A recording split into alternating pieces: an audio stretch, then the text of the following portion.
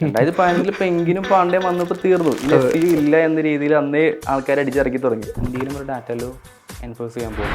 ഞങ്ങളുടെ കമ്പനിയുടെ ഓൾമോസ്റ്റ് 99% വെബ്സൈറ്റും അടിച്ചു താഴെ പോയി. സോ സർവർ ടാക് മാനേജ് പോലുള്ള ടെക്നോളജി യൂസ് ചെയ്യുന്നത് ആക്ച്വലി നമ്മൾ പ്രൊട്ടക്ട് ചെയ്യുന്ന ഒരു ബ്രാൻഡ് റെപ്യൂട്ടേഷനാണ്. അനൂപിൻ്റെ ഡിജിറ്റൽ മാർക്കറ്റിംഗ് ജേണി എങ്ങനെയായിരുന്നു ഈ ഫീൽഡിൽ എത്തിയത്? ആക്ച്വലി 2011 ഡിഗ്രി കഴിഞ്ഞിട്ട് നേരെ വന്ന് ഡിജിറ്റൽ മാർക്കറ്റിങ്ങിലോട്ടാണ്. എന്താണ് ഡിജിറ്റൽ മാർക്കറ്റിംഗ്? 2011 വെച്ചാൽ എനിക്ക് തോന്നുന്നു ഇതിൻ്റെ ഒരു ബൂം നമ്മുടെ നാട്ടിൽ വന്നിട്ടേ ഇല്ല, സ്റ്റാർട്ടിങ് ഫേസ് ആണ്. സോ അതുകൊണ്ട് തന്നെ ഈവൻ വീട്ടുകാരോട് പോലും നമ്മൾ എന്താണ് ചെയ്യണമെന്ന് പറഞ്ഞ് മനസ്സിലാക്കാൻ ഭയങ്കര ബുദ്ധിമുട്ടായിരുന്നു. അതുപോലെ തന്നെ നീ എങ്ങനെ ഉണ്ടായി നിങ്ങളുടെ ജോബ് എന്ന് ഒരാൾ ചോദിച്ചാൽ പോലും അവർ എന്താ റിപ്ലൈ പറയേണ്ടത് പോലും നമുക്ക് അറിയത്തില്ല. സോ അങ്ങനെ സിറ്റുവേഷനിലാണ് കരിയർ സ്റ്റാർട്ട് ചെയ്യുന്നത് തന്നെ. അതിനകത്ത് ഒരു 2011 to 2013 വരെ ഒരു കമ്പനിയിൽ വർക്ക് ചെയ്തു. സോ ആ ഒരു ടൈമിലാണ് ഓൾമോസ്റ്റ് പെങ്കിൻ അപ്ഡേറ്റ്, പാണ്ട അപ്ഡേറ്റ്, അങ്ങനെയുള്ള അപ്ഡേറ്റുകളെല്ലാം കൂടുതലായിട്ട് വന്നത്. സോ ഞങ്ങൾ ആ ട്രാവൽ ആൻഡ് ടൂറിസം ഇൻഡസ്ട്രിയിലായിരുന്നു ഞങ്ങളുടെ കമ്പനി. ഞങ്ങളുടെ കമ്പനിക്ക് അറൗണ്ട് 150 വെബ്സൈറ്റുകളുണ്ടായിരുന്നു.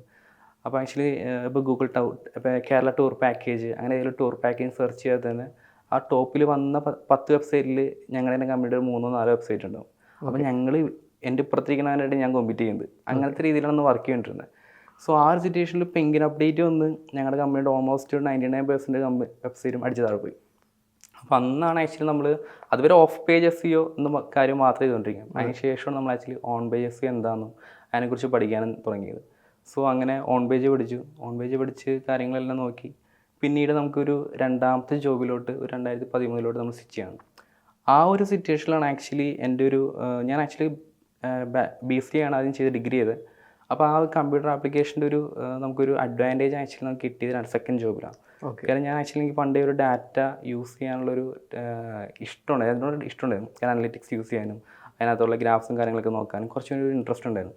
അപ്പോൾ അതുകൊണ്ട് തന്നെ ഞാൻ എപ്പോഴും ഇപ്പോൾ ഡെയിലി ചുമ്മാ ഗൂഗിൾ അനലിറ്റിക്സ് കയറി നോക്കും, സെർച്ച് കൺസോൾ നോക്കും, എങ്ങനെയാണ് പെർഫോം ചെയ്യണമെന്ന് നോക്കും. അങ്ങനെ അന്ന് മുതൽ ഡാറ്റയോട് താല്പര്യം ഉണ്ടായിരുന്നു.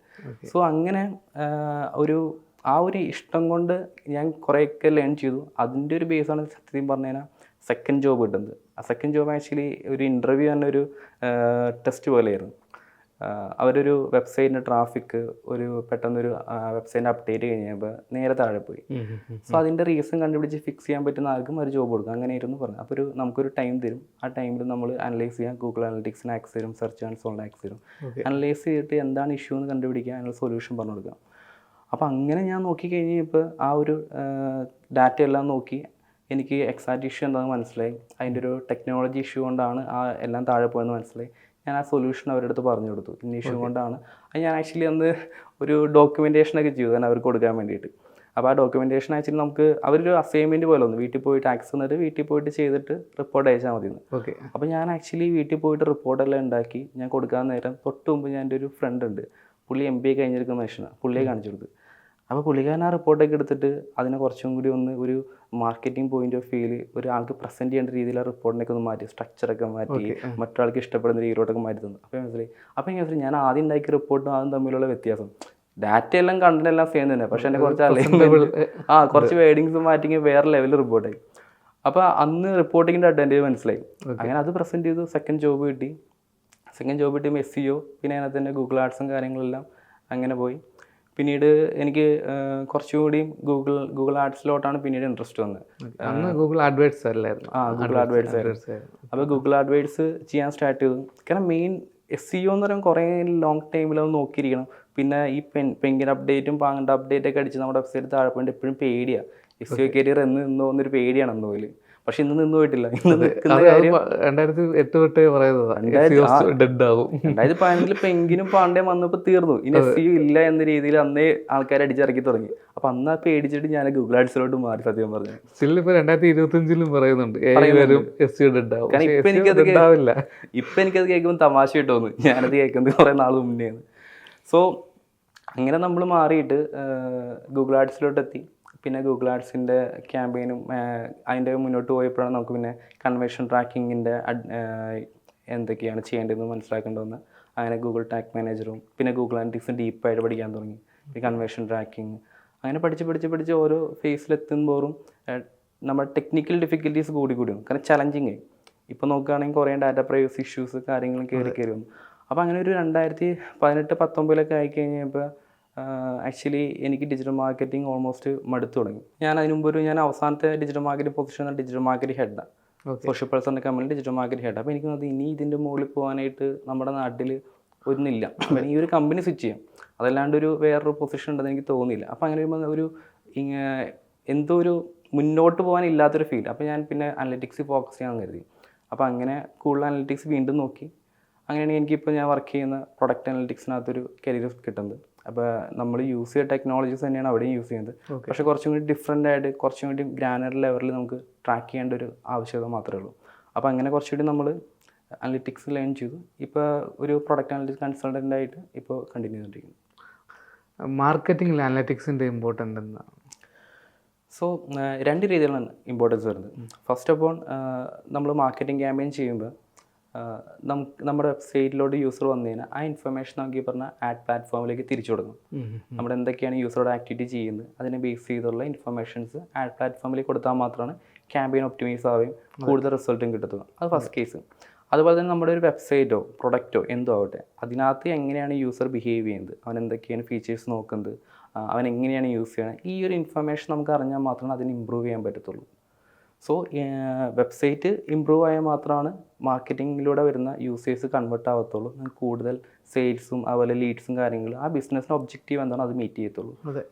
അപ്പോൾ 2 പോയിന്റിലും ഈ പറഞ്ഞ അനലിറ്റിക്സ് ഇമ്പോർട്ടൻ്റ് ആണ്. ഓക്കെ, നമ്മളിപ്പോൾ ഈ ബിഗിനർ ലെവലിൽ നിന്ന് മാർക്കറ്റിംഗ് കരിയർ സ്വിച്ച് ചെയ്യുന്ന കുറേ ആൾക്കാർ ചെയ്യുന്ന കുറേ മണ്ടത്തരങ്ങളുണ്ട്. അവർ ജസ്റ്റ് ഒരു ലീഡ് എടുത്ത് കൊടുക്കുക എന്നുള്ളതിൽ സ്റ്റക്ക് ചെയ്തേക്കും. പക്ഷേ ഇത് ആഡ് പെർഫോം ചെയ്യുന്നുണ്ടോ, ഇത് എന്തുകൊണ്ട് പെർഫോം ചെയ്യുന്നില്ലെങ്കിൽ എന്തുകൊണ്ട് പെർഫോം ചെയ്യുന്നില്ല എന്നുള്ളൊരു പിറകെ പോകുന്നൊരു കുറവായിട്ടാണ് കാണുന്നത്. അപ്പോൾ അവർക്കൊക്കെ കൊടുക്കാൻ പറ്റിയൊരു മെട്രിക്സ്, എന്തൊക്കെ മെഷർമെൻറ്റ് നമ്മൾ ബേസിക് ആയിട്ട് എന്തൊക്കെ ട്രാക്ക് ചെയ്യണമെന്നുള്ളത്? ഓക്കെ, നമ്മളൊരു ക്യാമ്പയിൻ്റെ ഡാറ്റ 2 രീതിയിലാണ് വരുന്നത്. ഒന്ന്, ഒരു ആഡ് പ്ലാറ്റ്ഫോമിൽ ഒരു ആഡ് യൂസർ കണ്ട് അതിൽ ക്ലിക്ക് ചെയ്യാൻ മൂവ്മെൻറ്റുള്ള ഡാറ്റ എപ്പോഴും നമുക്ക് ഉണ്ടാകുന്നത് ആക്ച്വലി ആഡ് പ്ലാറ്റ്ഫോമിലാണ്. സോ അതിൻ്റെ ഇപ്പോൾ മൾട്ടിപ്പിൾ ആഡിൻ്റെ വേരിയേഷൻസ് യൂസ് ചെയ്യുന്നുണ്ടെങ്കിലും അതുപോലെ ഏതൊക്കെ ഓഡിയൻസാണ് വർക്ക് ചെയ്യുന്നത് ഇൻഫർമേഷൻ എല്ലാം ആഡ് പ്ലാറ്റ്ഫോമിലുണ്ട്. സോ ആഡ് പ്ലാറ്റ്ഫോമിലെ ഓരോ മെട്രിക്കും എന്താണെന്ന് കൃത്യമായി മനസ്സിലാക്കുക. അതിനെ മനസ്സിലാക്കിക്കൊണ്ട് അതിനനുസരിച്ച് നമുക്ക് അനലൈസ് ചെയ്യാൻ പഠിക്കും. ഓക്കെ, ഇപ്പം ഇന്നൊരു നമ്പർ കൂടിയിട്ടുണ്ട്, വേറെ ദിവസം അത് കുറയുന്നുണ്ട്, അപ്പോൾ അത് എന്തുകൊണ്ടാണ് കുറയുന്നത്, അതുപോലെ തന്നെ ആ നമ്പറിന് ആ ഒരു മെട്രിക്കിന് വേറെ ഏതെങ്കിലും മെട്രിക്കായിട്ട് എന്തെങ്കിലും റിലേഷൻ ഉണ്ടോ, ആ രീതിയിലൊക്കെ അനലൈസ് ചെയ്ത് നമുക്ക് ഇൻസൈറ്റ്സ് അതിന് ജനറേറ്റ് ചെയ്യാൻ പറ്റും. എന്നാൽ ആദ്യം നമുക്ക് ആഡ് പ്ലാറ്റ്ഫോമിൽ കൊടുക്കുന്ന ഇപ്പോൾ ടാർഗറ്റ് ഓഡിയൻസ് ആയാലും ആഡ് കോപ്പീസ് ആയാലും ഈ പറഞ്ഞ ബാനർ ആയാലും ഇതെല്ലാം ഒപ്റ്റിമൈസ് ചെയ്യുന്നത് ആ ഡാറ്റിനെ ബേസ് ചെയ്യുന്നുണ്ട്. സോ അതിനുശേഷം നമ്മൾ വെബ്സൈറ്റിൽ വരുമ്പോൾ ആ വെബ്സൈറ്റിൽ വന്നിട്ട് യൂസർ കൺവേർട്ട് ആവുന്നുണ്ടോ അല്ലെങ്കിൽ എവിടെ നിന്നാണ് ഡ്രോപ്പ് ഓഫ് ആയി പോകുന്നത്. ഇപ്പോൾ ഒരു ഇ കോമേഴ്സ് പ്ലാറ്റ്ഫോം എല്ലാം ശരിക്കും പറഞ്ഞു കഴിഞ്ഞാൽ അവൻ്റെ A to Z ആ യൂസർ ജേർണി ട്രാക്ക് ചെയ്യണം. ആ ട്രാക്ക് ചെയ്യാതെ മുന്നോട്ട് പോയി കഴിഞ്ഞാൽ നമുക്ക് ഒരിക്കലും ബെറ്റർ ആയിട്ടുള്ള ക്യാമ്പയിൻ പെർഫോമൻസ് എടുക്കാൻ പറ്റത്തില്ല. ഇപ്പോൾ ഞാനൊരു പണ്ടൊരു എനർജി കമ്പനിക്ക് വേണ്ടി ക്യാമ്പയിൻ ചെയ്യുന്നുണ്ട്. സോ ആ സിറ്റുവേഷനകത്ത് അവർക്കൊരു ബുക്കിംഗ് ഫണൽ ഉണ്ടായിരുന്നു. ബുക്കിംഗ് ഫണൽ എന്ന് വെച്ച് കഴിഞ്ഞാൽ അവരൊരു യൂസർ ഒരു സിപ്പ് കോഡ് അടിക്കുന്നു. ആ സിപ്പ് കോഡിൽ അവർക്ക് നമ്മുടെ നാട്ടിൽ പ്രീപെയ്ഡ് എനർജി ആയിരുന്നത്. അപ്പോൾ അവർക്ക് ഓൺലൈനായിട്ട് ഈ സർവീസ് ബുക്ക് ചെയ്യുന്നത് കണക്ഷൻ എടുക്കാനുള്ള ഒരു ഓപ്ഷൻ ഉണ്ടായിരുന്നു. അപ്പോൾ അത് മൾട്ടിപ്പിൾ സ്റ്റെപ്പുള്ള പ്രോസസ്സായിരുന്നു.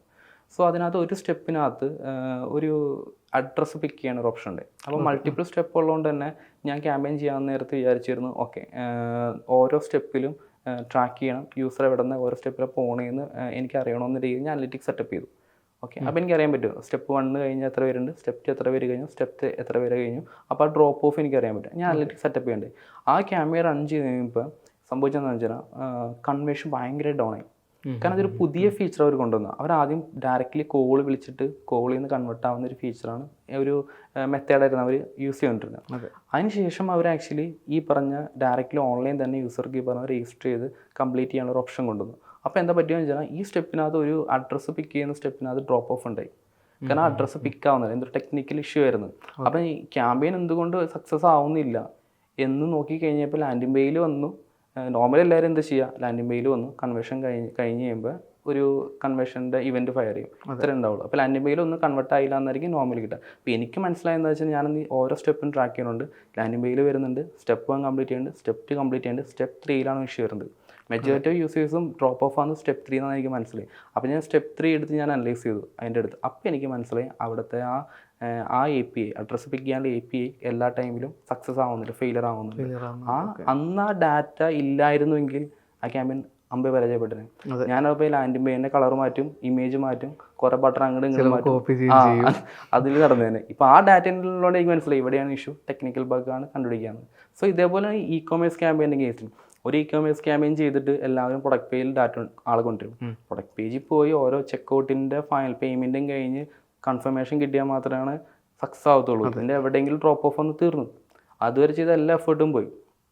അപ്പോൾ ഈ പറഞ്ഞ ഓരോ സ്റ്റെപ്പും ക്ലിയറായിട്ട് ട്രാക്ക് ചെയ്ത് അവൻ എന്തൊക്കെ ചെയ്യുന്നു മൈന്യൂട്ടായിട്ട് നമ്മൾ ഡാറ്റ എടുത്തിട്ട് അനലൈസ് ചെയ്യണം. എവിടെയാണ് ഡ്രോപ്പ് ഓഫ്, എവിടെയാണ്, എന്നാൽ മാത്രം നമുക്ക് ഇന്നത്തെ രീതിയിലൊരു ക്യാമ്പയിൻ സക്സസ്ഫുൾ ആക്കി മാറ്റാൻ പറ്റുള്ളൂ. അതെ, ഇ-കോമിൻ്റെ കാര്യം പറഞ്ഞപ്പോൾ ഞങ്ങൾ ചെയ്തൊരു ക്യാമ്പയിൻ ഉണ്ടായിരുന്നു. അപ്പോൾ ഞങ്ങളുടെ ടീം മെമ്പർ കണ്ടുപിടിച്ചതാണ്. അപ്പോൾ ഈ സെയിൽസ് ചില ടൈമിൽ നല്ല ഹൈ പോകുന്നുണ്ട്, ചില ടൈമിൽ സെയിൽസ് നടക്കുന്നില്ല. അപ്പോൾ അതിൻ്റെ അനലിറ്റിക്സ് കിട്ടിയതെന്ന് പറഞ്ഞാൽ നമുക്കൊരു മന്ത് എൻഡ് ടു 10ൻ്റെ ഇടയിലാണ് ഹൈ സെയിൽസ് നടക്കുന്നത്. അപ്പോൾ അത് അവർ തന്നെ തിങ്ക് ചെയ്ത് ആ ടൈമിലാണ് ആൾക്കാർക്ക് സാലറി കിട്ടുന്നത്. ആ ടൈമിൽ കൂടുതൽ ഓഫർ കൊടുത്തു കഴിഞ്ഞ് കഴിഞ്ഞാൽ സെയിൽസ് പുഷാവും. മന്ത് എൻഡിൽ ആ ടൈമിലൊക്കെ ആഡ് ബഡ്ജറ്റ് കുറച്ചിട്ട് കൊടുക്കുക, ബാക്കിയുള്ള ടൈമിൽ അങ്ങനൊരു. അപ്പോൾ ഈ അനലിറ്റിക്സ് നമുക്ക് എല്ലാ ക്യാമ്പയിൻസിലും ട്രാക്ക് ചെയ്യണമെന്നാണ് അന്ന് മനസ്സിലാക്കിയത്. ഇതിലാക്ച്വലി ഇപ്പോൾ ഹസൻ പറഞ്ഞതിൽ ഏറ്റവും വലിയ പോയിന്റ് എന്ന് വെച്ചാൽ ആ ഡാറ്റ ഉണ്ട്, ആ പയ്യനെ എടുത്ത് നോക്കി അത് ഇൻസൈറ്റ് അവന് കണക്ട് ചെയ്യാൻ പറ്റി ഇന്നതാണ്. അതാണ് എൻ്റെ കഴിവ്. നമ്മൾ ജസ്റ്റ് ഡാറ്റ കണക്ട് കുറേ ഇൻഫർമേഷൻ വെച്ചിട്ടും കാര്യമില്ല, അതെടുത്ത് ഉപയോഗിച്ച് അതിൻ്റെ ഇൻസൈറ്റ്സ് നമ്മുടെ ക്യാമ്പയിനുമായിട്ട് കണക്ട് ചെയ്ത് നമുക്കൊരു ഡിസിഷനിലോട്ട് എത്തണം. അവിടെ കഴിവിരിക്കുന്നത് ആ ഡിസിഷൻ മേക്കിംഗ്. ഇപ്പോൾ ചില ഏറ്റവും വലിയ ഡിഫിക്കൽറ്റി എന്ന് വെച്ചാൽ നമ്മൾ കുറേ ഇൻസൈറ്റ് കണ്ടെത്തും. ഓക്കെ, ആ ഇൻസൈറ്റ് വെച്ചിട്ട് നമ്മൾ സംസാരിക്കും. ഓക്കെ, അപ്പോൾ അത് കൺവിൻസ് ചെയ്യാനോട് കഴിവാണ് എക്സിക്യൂഷൻ. നമ്മുടെ ഇപ്പോൾ ടോപ്പ് ലെവൽ മാനേജ്മെൻറ്റ് സമ്മതിക്കണം. ഇവൻ പറയണം ആദ്യത്തെ 10 ദിവസം മാത്രമേ ബഡ്ജറ്റ് മതി, ബാക്കി ദിവസം കുറച്ചിട്ട് ഓടിക്കാന്ന് വെച്ചാൽ ചിലപ്പോൾ സമ്മതിക്കത്തില്ല. അപ്പോൾ അവന് പറയണം ഓക്കെ, അപ്പോൾ ഡാറ്റയുടെ അഡ്വാൻറ്റേജ് അവൻ പറയാൻ കണ്ടു, ഈ ദിവസങ്ങളിലാണ് കൺവേർഷൻ വരുന്നത്, ബാക്കി ദിവസങ്ങളിൽ കൺവേർഷൻ കുറവാണ്, ഇതിൻ്റെ അർത്ഥം ഇന്നതായിരിക്കും എന്നും പറഞ്ഞ അവനൊരു അസംഷനിലെത്താണ്. അപ്പോൾ ഒരു 2-3 മന്തിൽ അവനെ വാലിഡേറ്റ് ചെയ്യാനുള്ള അവസരം കൊടുത്തു കഴിഞ്ഞാൽ റിസൾട്ട് ഇമ്പ്രൂവ് ആണ്. അപ്പോൾ ആ ഒരു ഡാറ്റേനെ ബേസ് ചെയ്ത് സംസാരിക്കുമ്പോൾ കുറച്ചും ട്രസ്റ്റ് കിട്ടും, അതുപോലെ തന്നെ കൺവിൻസ് ചെയ്യാനും പറ്റണം നമുക്ക്. അതെ, ബിസിനസ് ഓണേഴ്സൊക്കെ ഇതൊക്കെ ശ്രദ്ധിക്കണം. ഓക്കെ, പിന്നെ നമ്മളിപ്പോൾ ഡാറ്റ പ്രൈവസി വരുമല്ലേ. ഇതിപ്പോൾ ആക്ച്വലി ഡിജിറ്റൽ വേൾഡിൽ പ്രൈവസി എന്നൊരു സാധനം ഇല്ല. പക്ഷെ ഒരു മാർക്കറ്റേഴ്സ് വ്യൂ പോയിന്റിൽ നമ്മൾ ഈ ട്രാക്ക് ചെയ്യുന്നതൊക്കെ നമുക്ക് കൂടുതൽ ഒപ്റ്റിമൈസ് കറക്റ്റായിട്ടുള്ള ഡാറ്റ കിട്ടുന്നത് കൊണ്ട് കൺവേർഷൻസും കാര്യങ്ങളെല്ലാം കൂടുതലാണ്. പക്ഷേ ഫ്യൂച്ചറിൽ ഈ പ്രൈവസി കുറച്ചും കൂടെ സ്ട്രിക്റ്റ് ആക്കുമ്പോൾ നമുക്ക് കിട്ടുന്ന ട്രാക്കിംഗ് മെഷേഴ്സ് എല്ലാം കുറയുമല്ലോ. അപ്പം ഞങ്ങൾ എന്തൊക്കെയാണ് മെയിനായിട്ട് ശ്രദ്ധിക്കാനുള്ളത്? കറൻറ്റ്ലി നമ്മൾ ലക്ഷറിയിലാണ് ജീവിക്കുന്നത്. എല്ലാ ഡിജിറ്റൽ മാർക്കറ്റേഴ്സും അറ്റ്ലീസ്റ്റ് ഇൻ ഇന്ത്യ കുറേ ലക്ഷറിയിലാണ് ജീവിക്കുന്നത്. നമുക്ക് എന്തും ട്രാക്ക് ചെയ്യാം, ഏത് ടൂളും യൂസ് ചെയ്യുക, എന്തും ട്രാക്ക് ചെയ്യുക, എന്ത് ഇൻഫർമേഷൻ എടുക്കുക, എങ്ങോട്ട് വേണമെങ്കിലും കൊണ്ടുപോകാം, ആരും ചോദിക്കാനും പറയാനില്ല. പക്ഷേ ഇനി അങ്ങോട്ട് അങ്ങനെയല്ല. ഇപ്പോൾ ഇന്ത്യയിലും ഒരു ഡാറ്റ ലോ എൻഫോഴ്സ് ചെയ്യാൻ പോവാണ്. സോ അത് വന്നതിന് ശേഷം നമ്മളും ഇതേപോലെ ഈ ഡാറ്റ യൂസറിൻ്റെ പ്രൈവസിയെ പ്രൊട്ടക്റ്റ് ചെയ്തുകൊണ്ട് മാത്രമേ നമുക്ക് ട്രാക്ക് ചെയ്യാൻ പറ്റത്തുള്ളൂ, ഡാറ്റ യൂസ് ചെയ്യാൻ പറ്റത്തുള്ളൂ. സോ ഇന്ത്യയിലെ ലോ കുറച്ച് കോംപ്ലിക്കേറ്റഡ് ആണ് വരാൻ പോകുന്നത്, കുറച്ച് സ്ട്രിക്റ്റ് ആണ്. മറ്റ് കൺട്രീസിലേക്ക് വന്നതിനേക്കാളും കുറച്ച് സ്ട്രിക്റ്റ് ആണെന്ന് എനിക്ക് മനസ്സിലാക്കാൻ EU-ലെ സ്ട്രിക്റ്റ് ആണ്. പക്ഷേ ഇന്ത്യയിൽ അതിനെ കുറച്ചുകൂടി ഡിഫറെൻ്റ് ആയിട്ട് വരുന്നത്, കുറച്ചുകൂടി സ്ട്രിക്റ്റ് ഇന്ത്യയിലായിരിക്കും എന്ന് പറയുന്നത്. സോ ഇൻ ഡീറ്റെയിൽ എനിക്ക് മനസ്സിലായിട്ടില്ല അതിനെക്കുറിച്ച്, പക്ഷേ ഞാൻ മനസ്സിലാക്കിയെടുത്തോളം കുറച്ച് ഇന്ത്യയിൽ കുറച്ചുകൂടി സ്ട്രിക്റ്റ് ആയിട്ട് വരുന്നത്. അപ്പോൾ അതിനകത്ത് അതുകൂടി വന്നതിന് ശേഷം ഒരു യൂസറിൻ്റെ ഒരു ബ്രൗസറിൽ ഒരു കുക്കി, ഒരു ഇൻഫർമേഷൻ സേവ് ചെയ്യണമെങ്കിൽ പോലും നമുക്ക് യൂസറിൻ്റെ അപ്രൂവൽ വേണം, കൺസെൻറ്റ് വേണം. ആ കൺസെൻറ്റ് ഉണ്ടെങ്കിൽ മാത്രമാണ് നമുക്കൊരു കുക്കി സെറ്റ് ചെയ്യാൻ, ലോക്കൽ സ്റ്റോറേജ് കൊണ്ട് ഇൻഫർമേഷൻ സേവ് ചെയ്യാനേ പറ്റത്തുള്ളൂ. ഒരു അനലിറ്റിക്സിൻ്റെ ഓൾമോസ്റ്റ് എല്ലാ അനലിറ്റിക്സ് ടൂളും ബേസ് ചെയ്തേക്കുന്നത് തന്നെ കുക്കിയിലാണ്. അപ്പോൾ കുക്കി സെറ്റ് ചെയ്യാൻ തന്നെ പെർമിഷൻ കിട്ടിയില്ലെങ്കിൽ അനലിറ്റിക്സ് ടൂൾ എങ്ങനെ വർക്ക് ചെയ്യും? അപ്പോൾ അത്രയും വലിയ ഡിഫിക്കൽട്ട് സിറ്റുവേഷനിലൂടെ പോയിക്കൊണ്ടിരിക്കുന്നത്. സോ ആ ഒരു സിറ്റുവേഷനിലൊക്കെയാണ് പിന്നെ ഫസ്റ്റ് പാർട്ടി കുക്കി കൺസെപ്റ്റും അതുപോലെ സർവീസ് ടാഗ് മാനേജറും അങ്ങനത്തെ കാര്യങ്ങളെല്ലാം വരുന്നത്. ഒരു പരിധി വരെ യൂസറിൻ്റെ പ്രൈവസിയെ റെസ്പെക്റ്റ് ചെയ്തുകൊണ്ട് ഡാറ്റ കളക്ട് ചെയ്യാൻ വേണ്ടി ഒരു പരിധി നമ്മൾ സർവീസ് ടാഗ് മാനേജർ നമ്മളെ ഹെൽപ്പ് ചെയ്യും. ഇപ്പോൾ പലരും ഇപ്പോൾ സർവീസ് ടാഗ് മാനേജറിനെ പ്രൊമോട്ട് ചെയ്യുന്നൊരു ടൈം എന്ന് വെച്ച് കഴിഞ്ഞാൽ ആഡ് ബ്ലോക്കേഴ്സിനെ ബൈപ്പാസ് ചെയ്യാനുള്ള ടൂളായിട്ടാണ്. പക്ഷേ അതൊരു തെറ്റാണ് actually. Service tag manager actually കൊണ്ടുവന്ന് യൂസർ പ്രൈവസിയെ റെസ്പെക്റ്റ് ചെയ്തുകൊണ്ട് ഡാറ്റ കളക്ട് ചെയ്യാനുള്ള ടൂളായിട്ടാണ്. ഇന്ന് ജസ്റ്റ് നിന്നെ മാർക്കറ്റ് ചെയ്യാൻ വേണ്ടി ഉപയോഗിക്കുന്ന ഒരു ടൈം മാത്രമാണ് ആഡ് ബ്ലോക്കേഴ്സിനെ ബൈപ്പാസ് ചെയ്യാന്നുള്ളത്. പക്ഷേ അതല്ല ആക്ച്വലി സർവീസ് അറ്റാക്ക് മാനേജറിൻ്റെ യൂസ് എന്ന് വെച്ചാൽ. സർവീസ് അറ്റാക്ക് മാനേജർ ഡിസൈൻ ചെയ്യുന്നത് തന്നെ യൂസർ പ്രൈവസിയെ പ്രൊട്ടക്ട് ചെയ്തുകൊണ്ട് ഒരു ബിസിനസ്സിന് ആവശ്യമായ ഡാറ്റ കണക്ട് ചെയ്യുക, സ്റ്റോർ ചെയ്യുക എന്നുള്ളതിലാണ്. So service attack manager use ചെയ്യുന്നതുകൊണ്ട് നമുക്ക് ഈ പറഞ്ഞ യൂസർ പ്രൈവസിയെ പ്രൊട്ടക്ട് ചെയ്യുകൊണ്ട് ഡാറ്റ കണക്ട് ചെയ്യുക, ആ ഡാറ്റയുടെ നമുക്ക് യൂസ് ചെയ്യാം, പ്രോസസ് ചെയ്യാനും പറ്റും. പക്ഷേ യൂസർ കൺസെൻറ്റ് ഓൾമോസ്റ്റ് മാൻഡേറ്ററി ആണ്. ഇപ്പോൾ ഗൂഗിളിൻ്റെ ലേറ്റസ്റ്റ് അഡ്വാൻസ് കൺസെൻറ്റ് മോഡ് വന്നിട്ടുണ്ട്, V2. ഗൂഗിളിൽ അഡ്വാൻസ് കൺസെൻറ്റ് മോഡ് ബേസ് ചെയ്തുകൊണ്ട് ഇപ്പോൾ യൂസർ കൺസെൻറ്റ് ഇല്ലെങ്കിൽ നമുക്ക് ഡാറ്റ കളക്ട് ചെയ്യാനുള്ള ഓപ്ഷൻ അതിൽ തരുന്നുണ്ട്. പക്ഷേ കുക്കിലെസ് വിങ്സ് ആയിരിക്കും പോകുന്നത്. അതിന് കുറച്ച് ലിമിറ്റേഷൻ ഉണ്ട്. പക്ഷേ എങ്കിൽ കൂടി ഗൂഗിളിൻ്റെ അഡ്വാൻസ് അൽഗോരിതംസ് ആണ് ആഡ് പ്ലാറ്റ്ഫോമിൽ യൂസ് ചെയ്യുന്നതുകൊണ്ട് തന്നെ ഈ കുക്കിലെസ് വിങ്സ് ആണെങ്കിൽ പോലും അവന് ഓൾമോസ്റ്റ് ആട്രിബ്യൂഷൻ എല്ലാം സെറ്റ് ചെയ്ത് നമുക്ക് തരും. സോ ഓൾമോസ്റ്റ് ഓക്കെയാണ്. നമ്മളെ ട്രാൻസിഷൻ ഈ പറഞ്ഞ പോലെ കുക്കി ലെസ് വേൾഡിലൂടെ അതിൽ പ്രൈവസിക്ക് ഇമ്പോർട്ടൻസ് കൊടുക്കുന്ന ഒരു വേൾഡിലോട്ട് മൂവ് ചെയ്യാനുള്ള ഓൾമോസ്റ്റ് എല്ലാ സംഭവം സെറ്റായി കഴിഞ്ഞു. പക്ഷേ കറക്റ്റായിട്ട് ടെക്നോളജി യൂസ് ചെയ്യണം, കറക്റ്റായിട്ട് ഇംപ്ലിമെൻറ്റ് ചെയ്യണം. സോ ഈ സർവീസ് ഞാൻ പറഞ്ഞല്ലോ, ഇപ്പോൾ just service attack manager just ഒരു ആഡ് ബ്ലോക്കറിനെ ബൈപ്പാസ് ചെയ്യാൻ ടൂളല്ലെന്ന്. ഈ ശരിക്കും പറഞ്ഞൊരു സർവീസ് അറ്റാക്ക് മാനേജർ യൂസ് ചെയ്യുന്നതിലൂടെ ഒരു ബ്രാൻഡിൻ്റെ പ്രൊട്ടക്റ്റ് ചെയ്യാണ് നമ്മൾ ചെയ്യുന്നത്. ഇപ്പം നമുക്കറിയാം ഗൂഗിളിനൊക്കെ ഒരുപാട് ഫൈൻ യൂറോപ്യൻ കൺട്രീസിലെല്ലാം കിട്ടുന്നുണ്ട്. സോ അതുകൊണ്ട് ഗൂഗിളിൻ്റെ റെപ്യൂട്ടേഷൻ അത്രത്തോളം മോശമായിട്ട് നമുക്ക് എല്ലാവർക്കും അറിയാവുന്ന കേസാണ്. സോ സർവീസ് അറ്റാക്ക് മാനേജർ പോലുള്ള ടെക്നോളജി യൂസ് ചെയ്യുന്നതിലൂടെ ആക്ച്വലി നമ്മൾ പ്രൊട്ടക്ട് ചെയ്യുന്ന ഒരു ബ്രാൻഡിൻ്റെ റെപ്യൂട്ടേഷനാണ്. സോ ആ ബ്രാൻഡിന് ആ ഒരു പ്രൊട്ടക്ഷൻ, ആ ബ്രാൻഡിൻ്റെ റെപ്യൂട്ടേഷൻ പ്രൊട്ടക്ട് ചെയ്യാൻ വേണ്ടിയിട്ടാണ് നമ്മൾ actually service attack manager use ചെയ്യേണ്ടത്. ഓക്കെ, യൂസർ ട്രസ്റ്റ് നമ്മളൊരു സർവീസ് അറ്റാക്ക് മാനേജർ പോലെ ടൂൾ യൂസ് ചെയ്യുമ്പോൾ കുറച്ചും കൂടി യൂസറിൻ്റെ പ്രൈവസി റെസ്പെക്ട് ചെയ്യുന്നതിൽ യൂസറിന് മനസ്സിലാവും. സോ അതുകൊണ്ട് തന്നെ നമുക്ക് ആ ഒരു യൂസറിൻ്റെ ട്രസ്റ്റ് നമ്മുടെ ബ്രാൻഡിൽ കൂടി വരും. നമുക്ക് ഇനിയിപ്പോൾ ഈ AI ടൂളുകളൊക്കെ വരുമ്പോൾ നമുക്ക് ഈ ഡാറ്റ പ്രൈവസിയും മാർക്കറ്റിങ്ങും അനലിറ്റിക്സൊക്കെ ഈസി ആവുകയാണോ അതേ കുറച്ചും കൂടെ കോംപ്ലിക്കേറ്റഡ് ആവുകയാണോ? ആക്ച്വലി കുറച്ചും കൂടി എളുപ്പമാവാണ്. ഡിജിറ്റൽ മാർക്കറ്റിനെ സംബന്ധിച്ചിടത്തോളം കുറച്ചും കൂടി എളുപ്പമാണ് കാര്യങ്ങൾ. കാരണം എന്ന് വെച്ച് കഴിഞ്ഞാൽ ഇപ്പോൾ ഗൂഗിൾ അനലിറ്റിക്സ് നമുക്ക് ഗൂഗിൾ അനലിറ്റിക്സിലേക്ക് ഡാറ്റ വരുന്നു. ആ സെയിം ഡാറ്റ ബിഗ് ക്വറിയിലൂടെ എക്സ്പോർട്ട് ആവുന്നുണ്ട്. പക്ഷേ നമ്മൾ ബിഗ് ക്വറിയിൽ ഒരു റിപ്പോർട്ട് എടുക്കുന്നു, സെയിം റിപ്പോർട്ട് ഗൂഗിൾ അനലിറ്റിക്സ് എടുക്കുകയാണെങ്കിൽ കുറേ വേരിയേഷൻ കാണും രണ്ട് റിപ്പോർട്ട് തമ്മിൽ. ഒരിക്കലും ആക്യുറേറ്റ് ആയിരിക്കത്തില്ല. ഓക്കെ, സോ എപ്പോഴും ആക്യുറേറ്റ് ഡാറ്റ എടുക്കുന്നത് ബിഗ് ക്വറിയിലെ റിപ്പോർട്ടിലായിരിക്കും. അത് കറക്റ്റായിട്ട് എടുക്കണമെന്ന് മാത്രം. സോ അങ്ങനത്തെ സിറ്റുവേഷനകത്ത് ഇപ്പോൾ ബിഗ് ക്വറിനകത്തേക്ക് നമ്മൾ ഡാറ്റ കൊണ്ടുപോയി അവിടെ നമ്മൾ അനലൈസ് ചെയ്ത് കറക്റ്റ് റിപ്പോർട്ട് എടുക്കണമെങ്കിൽ നമുക്ക് ബിഗ് ക്വറി അറിയേണ്ട ഒരു ആവശ്യകത ഉണ്ട്. ഇപ്പോൾ നമ്മൾ ബിഗ് ക്വറി അറിയാത്ത ഒരാൾക്ക് പോയിട്ട് അവിടെ പോയി ക്വറി ചെയ്ത് നമുക്ക് വേണ്ട ഒരു ഇൻഫോർമേഷൻ എടുക്കുകയെന്ന് വെച്ചാൽ കുറച്ച് ഡിഫിക്കൽട്ടാണ്. പക്ഷേ AI ടൂൾസ് വന്നതോടുകൂടി ആ ബിഗ് ക്വറിയുടെ സ്കീമ കറക്റ്റായിട്ട് ഇതിന് പറഞ്ഞു കൊടുത്തു കഴിഞ്ഞാൽ എനിക്ക് എന്ത് ഇൻഫോർമേഷനാണ് വേണ്ടതെന്ന് പറഞ്ഞു കൊടുത്തു കഴിഞ്ഞാൽ അവൻ അതിൻ്റെ ക്വറി ക്രിയേറ്റ് ചെയ്ത് പിന്നെ അവിടെ പോയി എക്സിക്യൂട്ട് ചെയ്താൽ മതി. പക്ഷേ ഒരു ബേസിക് ബിഗ് ക്വറി നോളജും ഈ പറഞ്ഞ പോലെ കറക്റ്റ് ഡാറ്റ എങ്ങനെ ബിഗ് ക്വറി കൊടുക്കുന്നത്, ജിയുടെ ഡാറ്റ എങ്ങനെയാണ് ബിഗ് ക്വറി കൊടുക്കണമെന്ന് നമ്മൾ മനസ്സിലാക്കി കഴിഞ്ഞാൽ നമുക്ക് എന്ത് ഇൻസൈറ്റും ഈ പറഞ്ഞ ബിഗ് ക്വറിയിൽ നിന്ന് എടുക്കാൻ പറ്റും. സോ ഞാൻ മനസ്സിലാക്കിയെടുത്തോളം ഇപ്പോഴത്തെ ജനറേഷൻ ഡിജിറ്റൽ മാർക്കറ്റിലേക്ക് വരുന്ന ആ ജനറേഷൻ ഭയങ്കര ലക്കിയാണ്. കാരണം ഈ ടൂൾസ് ഉണ്ട്, അവർക്കൊരു ഇൻട്രസ്റ്റ് മതി, പഠിക്കാനുള്ള ചെറിയൊരു പുഷ് എടുത്തി കഴിഞ്ഞാൽ അവർക്ക് നോളജ് എടുക്കുക, അവർ കരിയർ എൻഹാൻസ് ചെയ്യാൻ പറ്റും. അതെ, സംഭവം പണ്ടൊക്കെ ആയിരുന്നെങ്കിൽ അഡ്വേർട്സൊക്കെ ചെയ്യുമ്പോൾ എന്ത് ടഫായിരുന്നല്ലേ.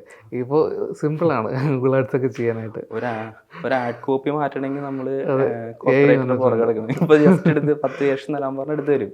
അതിൽ ഏതെങ്കിലും 1-2 ഇഷ്ടമുള്ള എടുത്തിട്ട് കഴിഞ്ഞാൽ ആയി. അതെ, സോ ഒരുപാട് അഡ്വാൻറ്റേജസ് ഉണ്ട് ഇപ്പോൾ. പിന്നെ ഈ സർവീസ് സൈഡ് ടാഗ് മാനേജർ നമ്മൾ ഇംപ്ലിമെൻറ്റ് ചെയ്യുമ്പോൾ ശ്രദ്ധിക്കേണ്ട മെയിൻ കാര്യങ്ങൾ എന്തൊക്കെയാണ്? ഓക്കെ, ഞാൻ ഇപ്പോൾ നേരത്തെ പറഞ്ഞ പോലെ തന്നെ സർവീസ് സൈഡ് ടാഗ് മാനേജർ ഒരു യൂസർ പ്രൈവസിയെ റെസ്പെക്റ്റ് ചെയ്യാനും ഇന്നത്തെ ഈ സിറ്റുവേഷനകത്ത് നമുക്കൊരു പ്രോപ്പറായി ഡാറ്റ ലോ എല്ലാം പ്രൊട്ടക്ട് ചെയ്യുന്ന രീതിയിൽ ഡാറ്റ കളക്ട് ചെയ്യാൻ ടൂളായിട്ട് കൺസിഡർ ചെയ്തിട്ട് യൂസ് ചെയ്യാം. അങ്ങനെ വരുമ്പോൾ അതൊരു സർവീസ് അറ്റാക്ക് മാനേജർ ഹോസ്റ്റ് ചെയ്യാനുള്ള ഒരു കോസ്റ്റ് എന്ന് പറഞ്ഞത് ഒരു ചെറിയൊരു നെഗ്ലിജിബിൾ എമൗണ്ട് ആയിട്ടൊക്കെ തോന്നുന്നു. കാരണം ബ്രാൻഡ് റെപ്യൂട്ടേഷനെ പ്രൊട്ടക്ട് ചെയ്യുന്നത് അതല്ല ജസ്റ്റ് ഒരു പ്രോക്സി ഒരു ആഡ് ബ്ലോക്കറിനെ ബൈപ്പാസ് ചെയ്യുന്ന ടൂളായിട്ട് കൺസിഡർ ചെയ്താൽ ആരും ഇൻവെസ്റ്റ് ചെയ്യാൻ ചാൻസ് ഇല്ല. സോ അതൊരു റോങ് ആയിട്ടുള്ള ഒരു മെസ്സേജാണ് കൊടുക്കുന്നത്. അങ്ങനെ ചെയ്യരുത്. നമ്മളെപ്പോഴും ഒരു ബ്രാൻഡ് റെപ്യൂട്ടേഷൻ ഈ പ്രൈവസിക്ക് പ്രയോറിറ്റി കൊടുക്കുന്ന ഒരു ലോകത്ത് ബ്രാൻഡ് റെപ്യൂട്ടേഷൻ പ്രൊട്ടക്ട് ചെയ്യാനുള്ള ടൂളായിട്ട് സർവീസ് അറ്റാക്ക് മാനേജർ മാർക്കറ്റ് ചെയ്യുക. സോ അതിനെ യൂസ് ചെയ്യുക. സോ അതുകൊണ്ട് യൂസ് ചെയ്യുന്നതുകൊണ്ട് ഒരുപാട് അഡ്വാൻറ്റേജ്. അതിലൊന്ന് മാത്രമാണ് ഈ പറഞ്ഞ ആഡ് ബ്ലോക്കേഴ്സിനെ ബൈപ്പാസ് ചെയ്യുന്നത്. അതെന്തെങ്കിലും ഡിസഡ്വാൻറ്റേജ് എന്തെങ്കിലും ഉണ്ടോ? സർവീസ് അറ്റാക്ക് മാനേജർ യൂസ് ചെയ്യുമ്പോൾ ചില സിറ്റുവേഷനകത്ത് ഇപ്പോൾ നമ്മൾ യൂസർ ബ്രൗസറിൽ കുക്കി ബേസ് ട്രാക്കിംഗ് ചെയ്യണ പോലെ അത്രയും പെർഫെക്ഷൻ സർവീസ് അറ്റാക്ക് മാനേജർ വരണമെന്നില്ല. കുറച്ച് മിസ്സിങ് കാര്യങ്ങളൊക്കെ വരും. എങ്കിൽ കൂടി ഇന്നത്തെ സിറ്റുവേഷനകത്ത് നമുക്കുള്ള ഏതൊരു ഓപ്ഷൻ സർവീസ് അറ്റാക്ക് മാനേജറാണ്. അതല്ലെങ്കിൽ പിന്നെ ഇപ്പോൾ ഗൂഗിളൊക്കെ ഡയറക്റ്റ്ലി ഗൂഗിൾ അനലിറ്റിക്സിനെ ഇംപ്ലിമെൻറ്റ് ചെയ്യാനുള്ള ഓപ്ഷൻസൊക്കെ കൊണ്ടുവന്നിട്ടുണ്ട്. അതും നമുക്ക് യൂസ് ചെയ്യാവുന്നതാണ്. ഓക്കെ.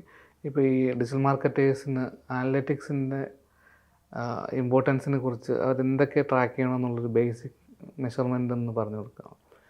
ഓക്കെ, സിമ്പിളാണ് ആക്ച്വലി. നമ്മൾ ഇത്രയും തിങ്ക് ചെയ്ത് ഇപ്പം നമ്മൾ ഫേസ്ബുക്കിൻ്റെ മാർക്കറ്റിംഗ് ചെയ്യാണ്.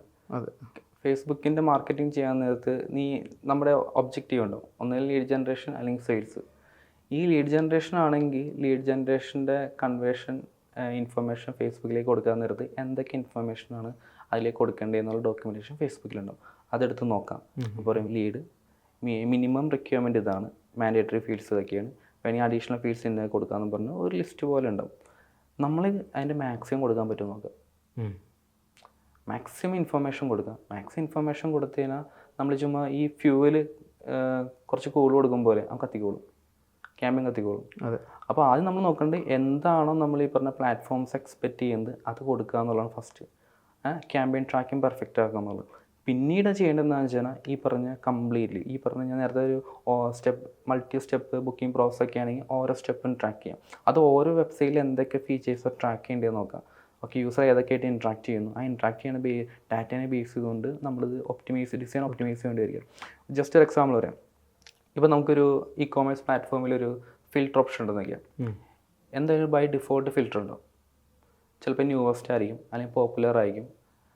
അപ്പോൾ നിങ്ങളിപ്പോൾ ഒരു പ്രൊഡക്റ്റ് ലിസ്റ്റ് ചെയ്യുന്നു. അപ്പോൾ എല്ലാ യൂസറും വന്നിട്ട് ചിലപ്പോൾ ഡിഫോൾട്ട് ഫിൽറ്റർ മാറ്റിയിട്ട് വേറെ ഫിൽറ്റർ യൂസ് ചെയ്യണം.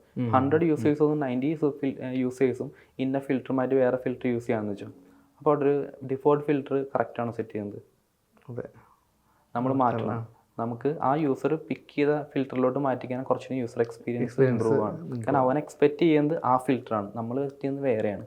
അപ്പോൾ അത് ആ ഒരു ചേഞ്ച് ചെയ്യണമെങ്കിൽ നമ്മൾ എന്ത് ചെയ്യണം, ആ ഫിൽറ്റർ ട്രാക്ക് ചെയ്യണ്ടേ, ഏത് ഫിൽറ്ററാണ് യൂസ് ചെയ്യുന്നത് എന്നുള്ളത്. അപ്പോൾ ആ ലെവലിൽ തിങ്ക് ചെയ്യണം. ആ ലെവലിൽ തിങ്ക് ചെയ്തിട്ട് ഓരോ ബിസിനസ്സിൻ്റെയും ഓരോ ആ ലാൻഡിംഗ് പേജ് സെറ്റ് ചെയ്യുമ്പോൾ അതിനകത്ത് എന്തൊക്കെ ഫീച്ചേഴ്സ് ഉണ്ട് ഓരോ ഫീച്ചറും ട്രാക്ക് ചെയ്ത് നമ്മൾ ഇമ്പ്രൂവ് ചെയ്തുകൊണ്ടിരിക്കണം. ഇപ്പോഴും സ്റ്റിൽ ഹീറ്റ് മാപ്പിംഗ് പോലും യൂസ് ചെയ്യാത്ത ഡിജിറ്റൽ മാർക്കറ്റേഴ്സ് ഉണ്ട്. അപ്പോൾ അവർക്കൊക്കെ കൊടുക്കാനൊരു മെസ്സേജ്. ഓക്കെ, അധികം വൈകാതെ നമ്മൾ ഫീൽഡ് ഔട്ട് ആവുമെന്ന് പറയാനുള്ളത്. അതെ.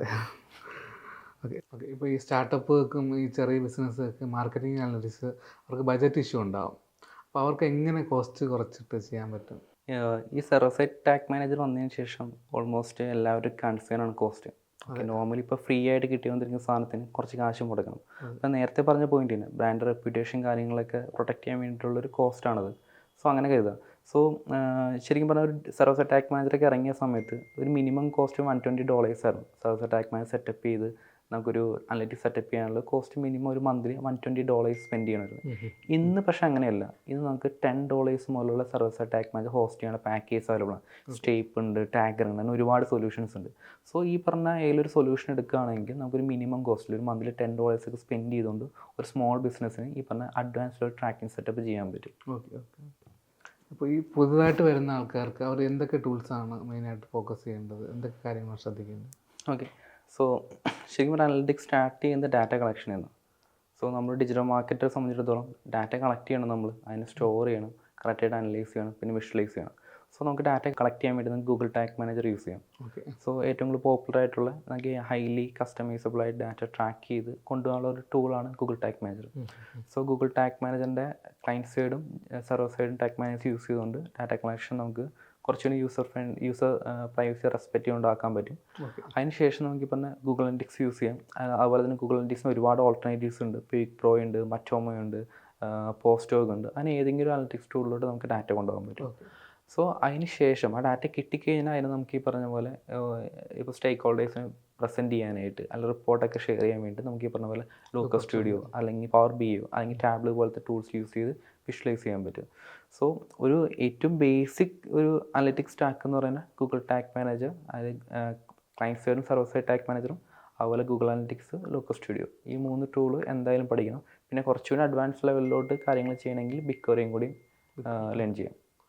നമ്മളിപ്പോൾ ചില ക്യാമ്പയിൻസ് ഫെയിലാകുമ്പോഴാണല്ലോ നമ്മൾ കൂടുതൽ ഇൻ ഡീറ്റെയിൽ ആയിട്ട് എന്തുകൊണ്ട് ഫെയിലായി എന്നുള്ളത് നമ്മൾ അതിൻ്റെ പിറകെ പോകുന്നത്. സക്സസ് ആണെങ്കിൽ നമ്മളത് ചുമ്മാ കണ്ടിന്യൂ ചെയ്തങ്ങ് പോകത്തേ ഉള്ളൂ. അപ്പോൾ ഏറ്റവും കൂടുതൽ ചലഞ്ചിങ് ആയ ഒരു ക്യാമ്പയിൻ ഏതായിരുന്നു?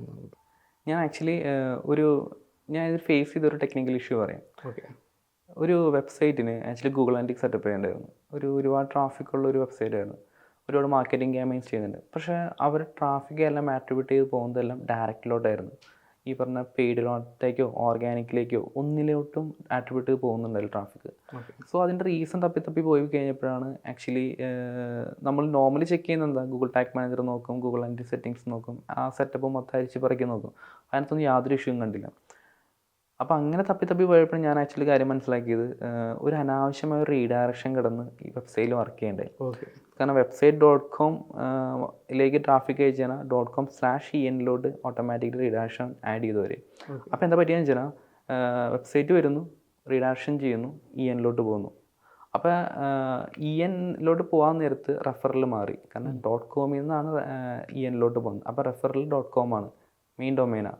അപ്പോൾ ശരിക്കും പറഞ്ഞാൽ ഈ അനലിറ്റിക്സ് വർക്ക് ചെയ്യുന്നത് റെഫറിൽ നമ്മൾ നോർമലി ഇപ്പോൾ ഗൂഗിൾ സെർച്ച് ചെയ്യുന്ന ആണ് വെബ്സൈറ്റിലേക്ക് പോകണമെങ്കിൽ റെഫറിൽ google.com ആയിരിക്കണം. പക്ഷേ ഇവിടെ കേസിൽ ആ വെബ്സൈറ്റിൻ്റെ ഡൊമൈനാണ് റെഫറലായിട്ട് വരുന്നത്. അപ്പം തന്നെ ഡയറക്റ്റായിട്ട് വരത്തുള്ളൂ. സോ അന്ന് എനിക്ക് തോന്നുന്നു ഒരു ദിവസം 2 ദിവസം കണ്ട് നമ്മൾ ബാക്കി സെറ്റപ്പ് മൊത്തം നോക്കി. അപ്പോഴൊന്നും ഒരു ഇഷ്യൂ കണ്ടിരിക്കാൻ പറ്റില്ല. പിന്നെ ഈ റീഡയറക്ഷൻ കണ്ടുകൊണ്ട് നമ്മൾ റെഫറിൽ വേരിയബിൾ ഡീബഗ് ചെയ്ത് നോക്കിയപ്പോഴാണ് നമുക്ക് മനസ്സിലായത് മാറുന്നുണ്ട്. ആക്ച്വലി ആ സിംഗിൾ ചേഞ്ച്, അത് ജസ്റ്റ് ഒരു ചേഞ്ച് ചെയ്തപ്പോൾ തന്നെ ഇഷ്യൂ ഫിക്സ് ആയി. അപ്പം അന്ന് അത്രയും വലിയ സംഭവം തപ്പേണ്ട ആവശ്യം ഉണ്ടായില്ല. ബേസിക് കാര്യം വരുന്നത് ഈ റീഡയറക്ഷൻ ഉണ്ട്, ആ റീഡയറക്ഷൻ വേണം. പക്ഷെ അത് നമ്മൾ നോക്കുന്നില്ല. നമ്മൾ നോക്കുന്നത് വലിയ കാര്യങ്ങൾ പോയി നോക്കുന്നത്. അപ്പോൾ എനിക്ക് അന്ന് മനസ്സിലായ കാര്യം ബേസിക് തൊട്ട് നോക്കാം. അഡ്വാൻസും മുകളിലും താഴേക്ക് വരാതെ താഴത്തും മുകളിലേക്ക് പോയി കഴിഞ്ഞാൽ കുറച്ചും കൂടി എളുപ്പമായിട്ട് ഡീബഗ് ചെയ്യാൻ പറ്റുമെന്ന്. സോ അത് വലിയൊരു ലേണിംഗ് കർവായിരുന്നു എനിക്കത്.